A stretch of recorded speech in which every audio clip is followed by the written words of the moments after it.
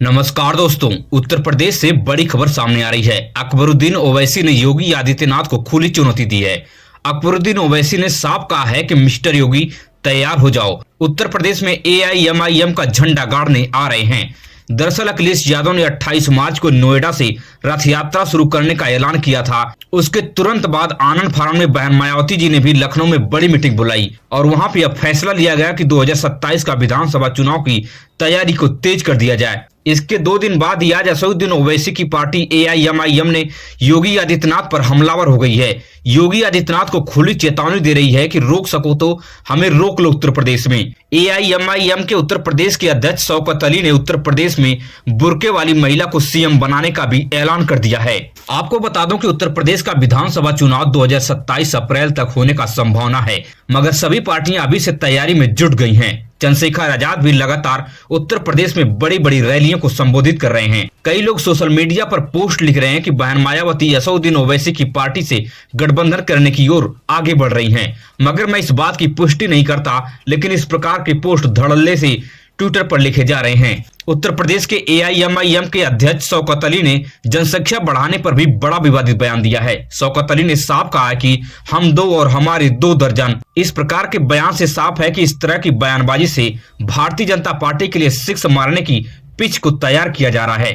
नारा देंगे कि हम 2 और हमारे 2 दर्जन।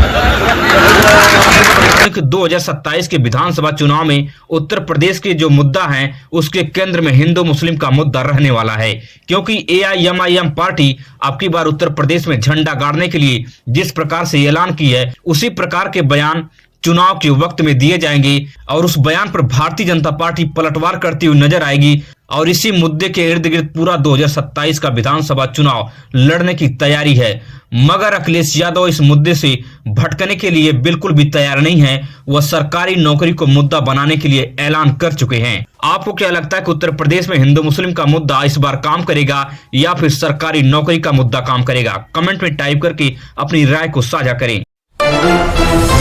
अब इस वक्त की अमेरिका की सबसे बड़ी खबर सामने आ रही है। डोनाल्ड ट्रंप ने साफ कहा है कि मैं जब चाहूंगा तब प्रधानमंत्री मोदी का राजनीतिक करियर को तबाह कर दूंगा, मगर मैं ऐसा करना चाहता नहीं हूं। डोनाल्ड ट्रंप ने अमेरिका भारत ट्रेड डील पर मुहर लगा दी है। डोनाल्ड ट्रंप ने भारत को सख्त लहजे में चेतावनी दी है। अगर भारत फिर से रूस से तेल खरीदना शुरू करता है तो 25% की एक्स्ट्रा टैरिफ भारत के ऊपर ठोक दी जाएगी। कुल मिलाकर तब टैरिफ 43% पर पहुंच जाएगी। इससे भारत की अर्थव्यवस्था पूरी तरह से तबाह हो जाएगी। डोनाल्ड ट्रंप इतना कुछ खुलेआम भारत पर बोल रहा है, मगर प्रधानमंत्री मोदी 56 इंच का सीना लेने का दम भरते हैं, मगर एक बार भी पलटवार अभी तक प्रधानमंत्री मोदी नहीं कर पाए हैं कि डोनाल्ड ट्रंप तुम इस प्रकार की बयानबाजी क्यों कर रहे हो।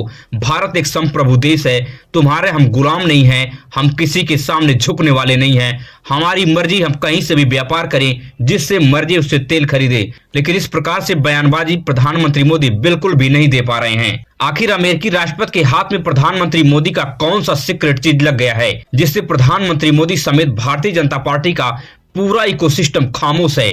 बड़ा सवाल है। वहीं पर नगीना के सांसद चंद्रशेखर आजाद ने 11 फरवरी को दिल्ली के जंतर मंतर पर बड़ा आंदोलन करने का ऐलान कर दिया है। चंद्रशेखर आजाद ने SC ST OBC समाज के लोगों से आग्रह किया है कि आप लोग बड़े पैमाने पर जंतर मंतर पर पहुंचकर इस आंदोलन को सफल बनाएं।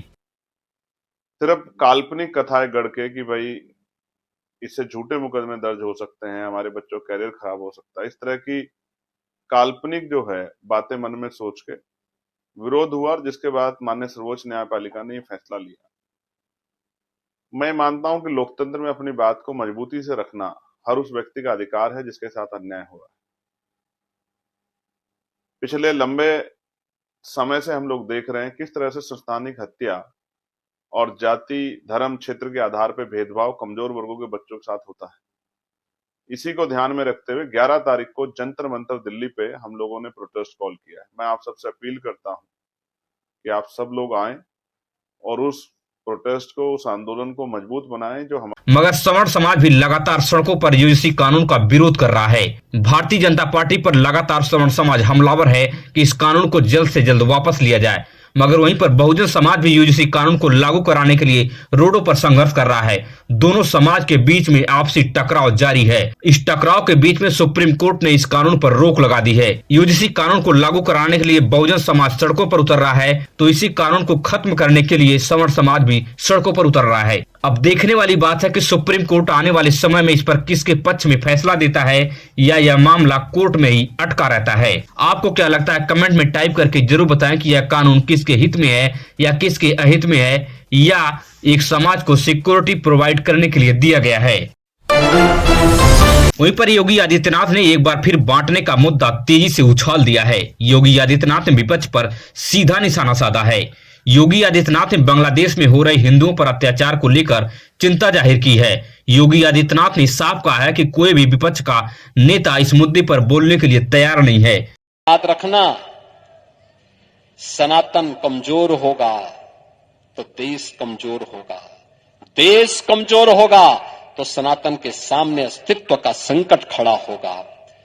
जाति, क्षेत्र और भाषा उसके सामने कोई मायने नहीं रखेगी, और इसलिए इस बात को ध्यान में रखना, इस बात को ध्यान में रखना कि जो बांटने वाले लोग हैं ना, जाति के नाम पर, क्षेत्र के नाम पर, भाषा के नाम पर, इन लोगों से सावधान रहना। याद करिए ना, बांग्लादेश के मुद्दे पर ये सब मौन है। बांग्लादेश में जो मारे जा रहे हैं हिंदू, हर दिन आप सुनते होंगे, एक हिंदू जला दिया, घर में आग लगा करके मार दिया गया, राह चलते हुए एक हिंदू को जला दिया गया, प्रतिदिन समाचार आ रहे हैं। मगर सबसे बड़ा सवाल यह है कि इतने अत्याचार के बाद भी देश में भारतीय जनता पार्टी की सरकार है।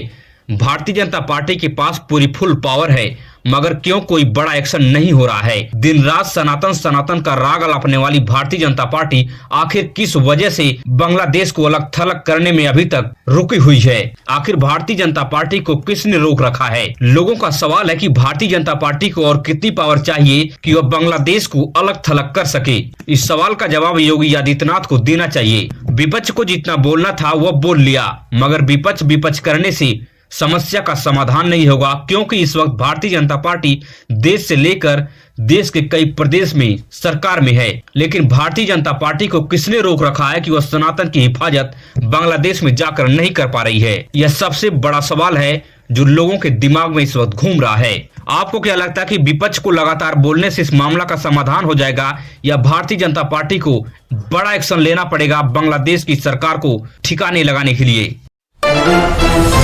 अगर आप भी देश और दुनिया से बड़ी खबरें देखने में दिलचस्पी रखते हैं तो हमारे इस चैनल को सब्सक्राइब कीजिए, वीडियो अपने दोस्तों और रिश्तेदारों तक शेयर कीजिए। मिलेंगे इस तरह से नई वीडियो में नई सूचना के साथ। धन्यवाद।